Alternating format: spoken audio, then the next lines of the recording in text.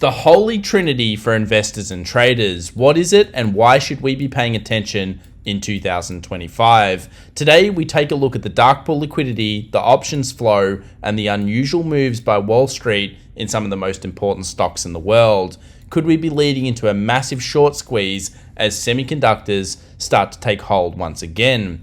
And then there comes the crypto market. Altcoins are starting to break out. Solana and Ethereum are looking better than they've done in a while, and this could be just the beginning. Join us as we take a look at the week ahead for stocks, commodities, and cryptos, and we look at some of the most important data that you need to watch for 2025.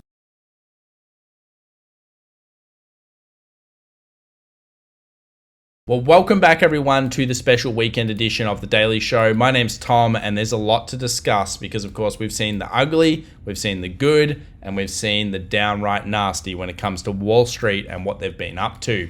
But let's break it down by looking at what's ahead into 2025. We already know that people are starting to speculate. We've seen a lot of leverage getting wiped off the markets in the cryptos and, of course, leveraged ETFs. But could there be something bigger lurking into 2025? Well, as you can see here on this macro charts report, it shows us that we're entering into that territory that we last saw in 2021. Massive retail speculation. 42% of American households are now investing heavily into the stock market, and we know that leveraged ETFs are making up a huge component of what's been going on at the back end of 2024 into right now. So why will this be so important as a trend into 2025? Well, a lot of it comes back to zero DTEs. 51% of the S&P option volume is now made up of zero DTEs, and we just hit a new record. So do we expect this to continue getting wilder into 2025?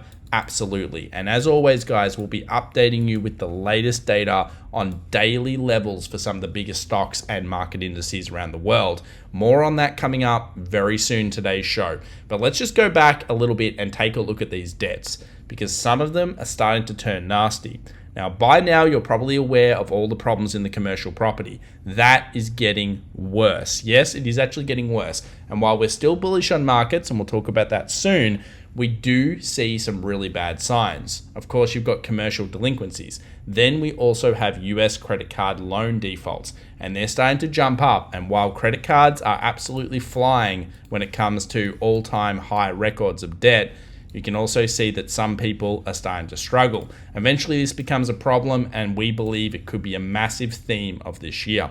Speaking of themes, the Santa Claus rally. While Friday was a massive breadth thrust coming off that exact area where we expected Wall Street to be, they defended their zone, which is very important. We did see a failure again of Santa coming to town. This is now 2 years in a row where that hasn't happened.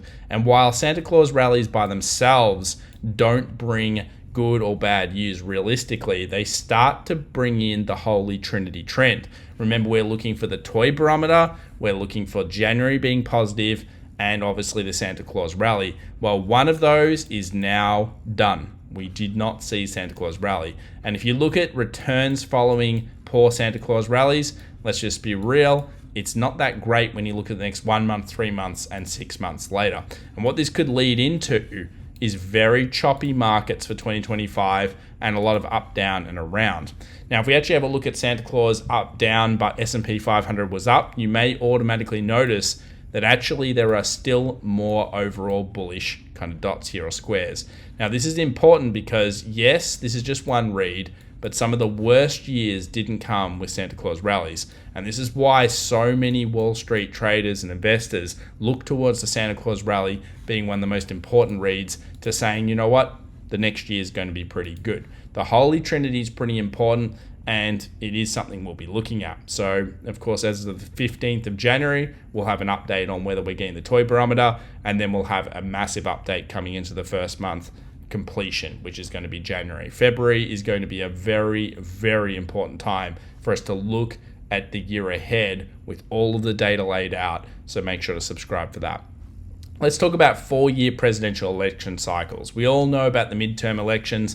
2026 theoretically may not be a great time in markets. Historically, it's been one of the worst times.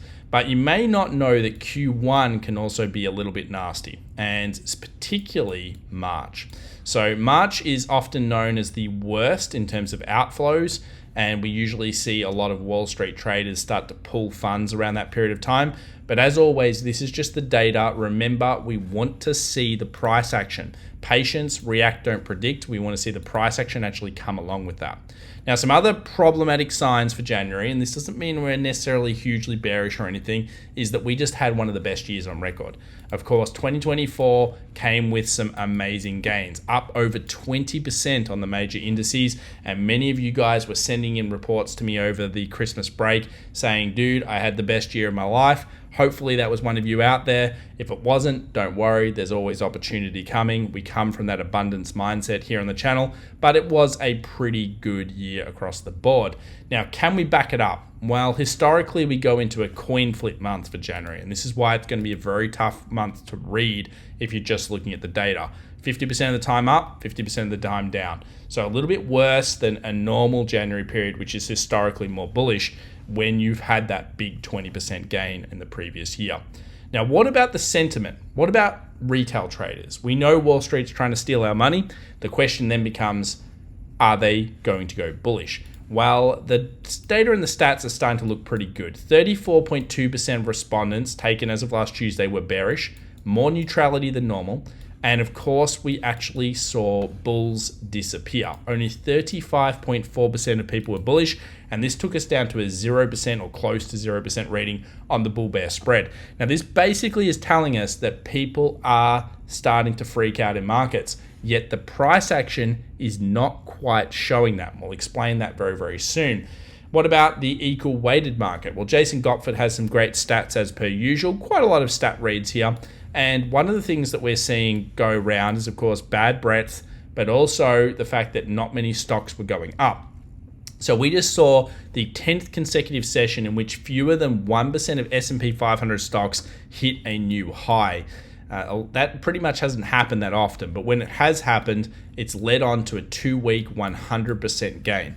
So again, you might initially think, well, that's terrible, everything's going down, but actually the stats are pretty good. Another one I see going around a lot is Gravestone Doji. I'm sure you've seen it by now. The monthly candles close, the end of the year happened, and people pay a lot of attention to these particular candles. But actually, when you get these types of closes near highs, well, again, the data and the stats don't lie. It tends to be bullish, at least initially. Let's now go over to Goldman Sachs. So they've gone, of course, bullish for the year. Goldman Sachs, JP Morgan, Deutsche, doesn't really matter which bank. Most banks have got between 6,800 and 7,200 for this year. We kind of think around 6,850 is our target, but we're incredibly concerned third quarter onwards. And obviously we think that the first quarter may have a very large pullback in it. Somewhere between the first and second quarter, we may get upwards of 10%. And then potentially we will see those probably V-ripped back up, but there will be some concerns this year. There is going to be chop, there is going to be up, down, and all sorts of action going on. And if you want to pause the video here and have a look at what Goldman thinks are some of the themes, you can do so there. I tend not to go with those themes. I think we should go with the flows. And of course, we will have a special leading in this week where we talk about some of the themes for 2025. Another theme that could be incredibly bullish is our favorite, or one of our favorite reads, which is the Zweig breadth thrust. Now, if you're not familiar with this helped us in 22, this helped us in 23 to be more bullish on markets. Some amazing breadth thrusts coming there, double breadth thrusts as well, which are incredibly rare. Now, it's possible as of Monday that we could get another Zweig breadth thrust. We're going to need a significantly up day though, but stick with us for our next video, because if we get one, we'll be having to report on it. That will be a very bullish reading indeed. Now, before we go through the dark pool and we look at the S&P 500 charts, let's talk Bitcoin for a moment. Let's talk crypto, because of course we've been bullish on crypto, been bullish on it since October, and realistically start of October, and we still are bullish. So a lot of people say, oh, you're done with crypto. Absolutely not. We still think that there is further froth to come into these markets. And of course, since then, Bitcoin has gone up quite a lot. Now, the question is, have we seen the beginning of altcoin season? So I've been talking about this now for about a month, and we've been discussing how, generally speaking, altcoin season tends to be these next kind of 4 or 5 months. So will we get it? Well, historically, Ethereum has done very well And doesn't matter if we use more data, we get the same data points. So we generally see Jan, Feb, March, April, and May being the stronger kind of months for it. And this marks that point where we stand to go from the Bitcoin kind of leads all into the other coins. Now, I'd blend all these together. I don't think Ethereum is the second best coin anymore. It may be potentially Solana. Of course, I like Ethereum TA-wise, but Solana is also a very good read. And then, of course, you've got XRP, ADA, and others. Let's just bulk them all together. The old, large, big coins are the second usually to go. And then the new kind of altcoins and other things are the third to go. So we're looking for that trend, and we may have already started to see signs of it. Remember, we did get some large transactions coming through Ethereum ETFs. We've seen inflows starting to go up. Check out our previous video for that. And that is all a good sign for the crypto markets and for people that are looking for maybe Ethereum to break 4,100 very soon. Let's now go and have a look at Wall Street. What are they doing? Well, it looks like they've defended the area. And, I had some alerts down here, and I was like, well, yep, we need to see defense right now. It was like, defend this zone. And Wall Street came in and said, okay, will do. This is why we look for these dark pool liquidities. We obviously want to know where Wall Street has its biggest positions. We do share them with you here daily. But this is one of the things that we're very important on. The SSO here, ProShares Ultra S&P. Look at those big sweeps, bang, bang, usually very fast transactions. Big transactions coming through UPRO as well. Again, defended area. And then we saw TQQQ as well, which is a leveraged ETF here for the Qs. And that had a nice reaction to it. So we can probably assume that at least the algorithms were buying on Friday. And while Santa Claus didn't come, somebody certainly did want to push these things up. So that is going to be an important one. Another thing that we need to look at is the mags, because of course we generally want leaders to keep leading. And while many of the Magnificent Seven stocks are, you would say, overpriced, because they are overpriced historically, you're going to have to be very careful as an investor over the next year or two. Then we look at this though and we say, is this a Wyckoff? Is this some kind of distribution? Or are we going to see this level defended? Because of course we can see here large transactions have gone through twice at around 55.50. If we keep seeing strength coming through here, mags, I'd say that's a great sign that Wall Street is ready to push these markets back up after the recent weakness. Let's now jump on over to the market charts. S&P 500 first up. We'll go to options in a moment. 2 week rejections off the zone. Weekly 20 held. Absolutely the level we need to see defended. One defense, gaps below, obviously never closes below. Second defense, third defense, and now could we be seeing fourth defense? Very important this happens. We'll just jump on over to the monthly for a moment because, of course, you always do want to look at your monthly candles. And there's no doubt that this looks kind of extended. I mean, when you look at these on the charts, but I've seen extended markets before, such as here in June 21, and we still ripped higher for a while. So again, people are making out a big deal about everything going bad. I see the common kind of chart that gets sent to me a lot is, Tom, look at this head and shoulders on the S&P.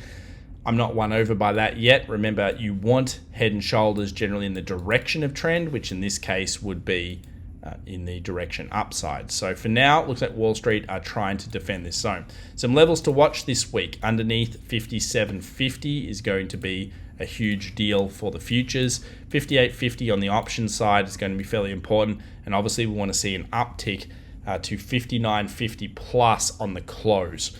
And the reason we're going to want to see that close go higher, and here's the futures weeklies you can see here. So the doji, the 2 rejections off the low, is the options. So have a look here at the options. The S&P 500, we've got 59.50 call wall, 59.50-ish call wall. This is for the next trade session.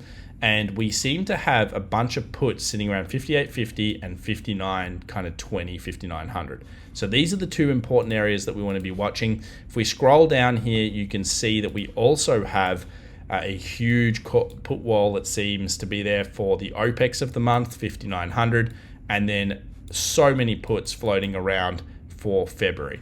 So yeah, it looks like the markets are trying to defend these areas for now.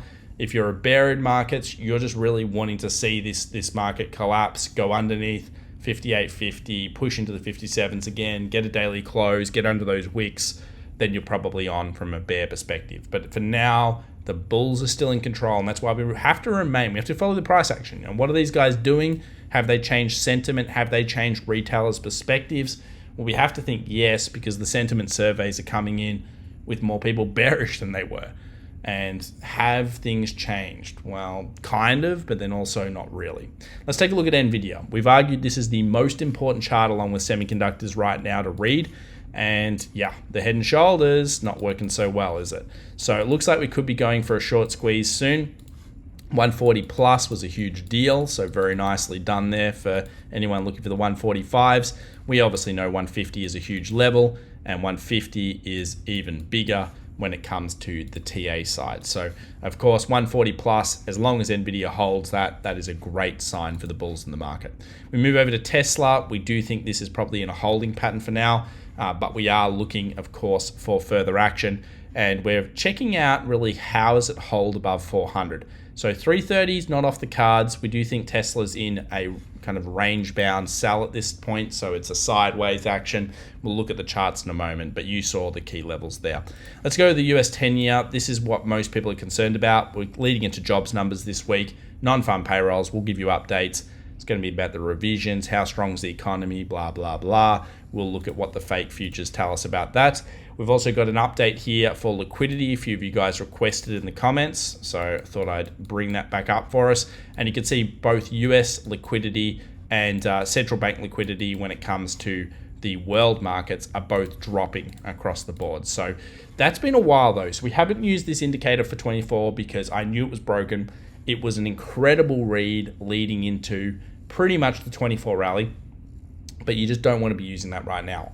However, it's no doubt that liquidity is down, debt is up. Let's have a look at the US dollar. US dollar is still predominantly bullish. You can see here 108.80. We have to think that at the moment the bulls are in control. They're going to try to push it towards 110.70. I wouldn't be going against the US dollar at this stage, though I probably wouldn't enter too many new positions. Let's move over to gold. Gold holding above 26 kind of 30 area. That's good. Obviously it did move above 26.50, which is a critical zone. Didn't quite close what I would say, wow, is like super awesome or anything. So it's probably more neutral to bullish. We still hold for 3,000 for this year. Let's move over to silver. Silver, again, struggling around this zone. Many people calling the head and shoulders on this. We're looking for a 31.13 plus close for swing and investors to get them back on board.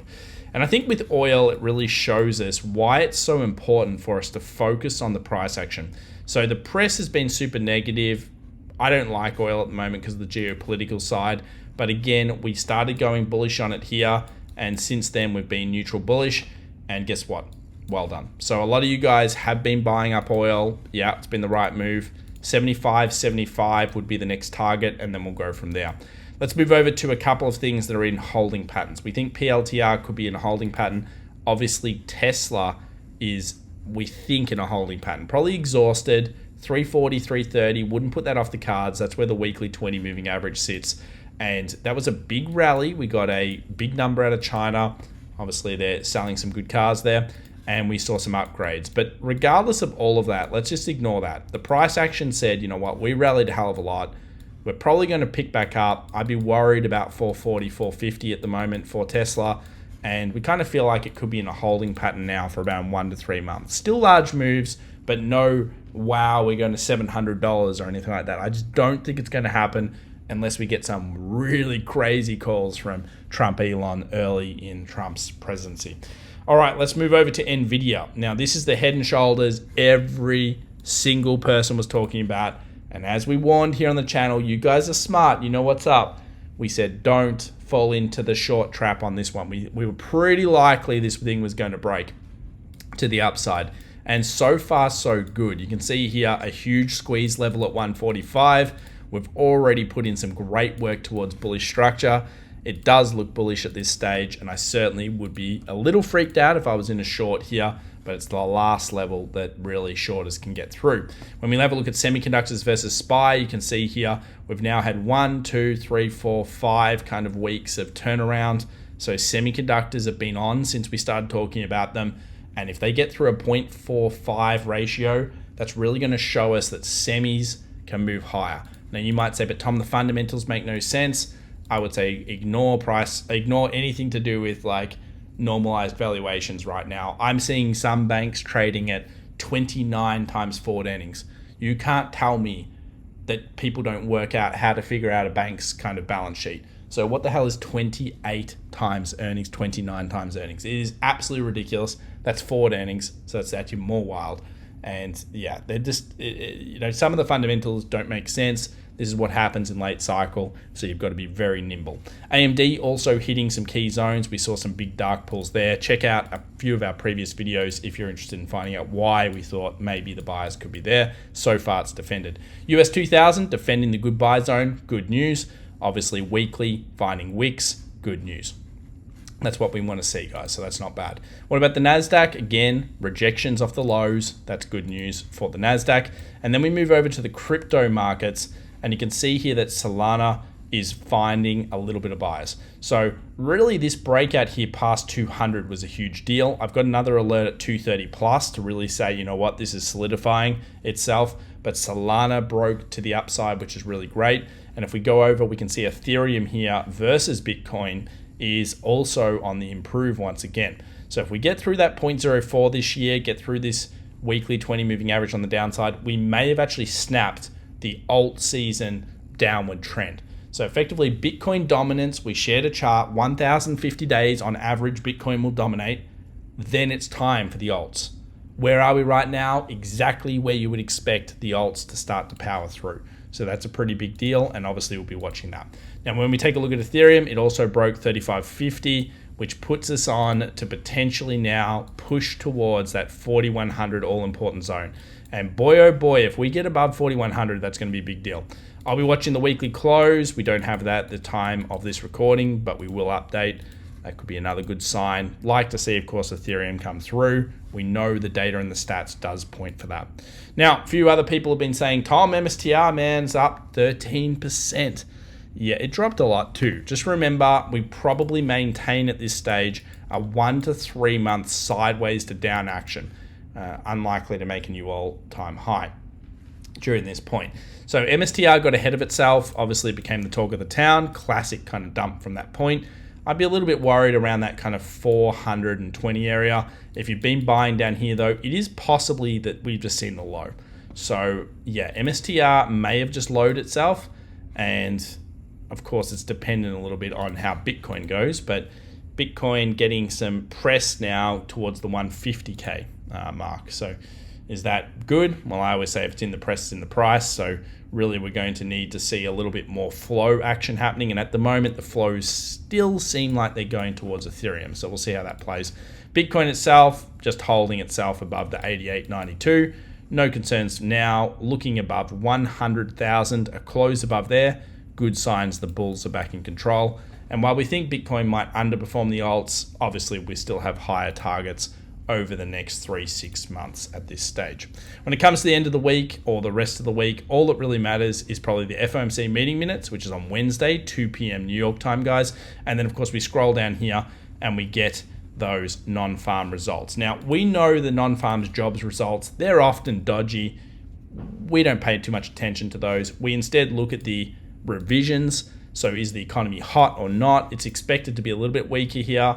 That could, of course, change yields. Yields are going to be in focus this week, and we will be paying attention. Guys, it's great to be back for 2025. Thanks for bearing with us. We took a little bit of a break there and just made a couple of videos a week. We're back to full time as of next week.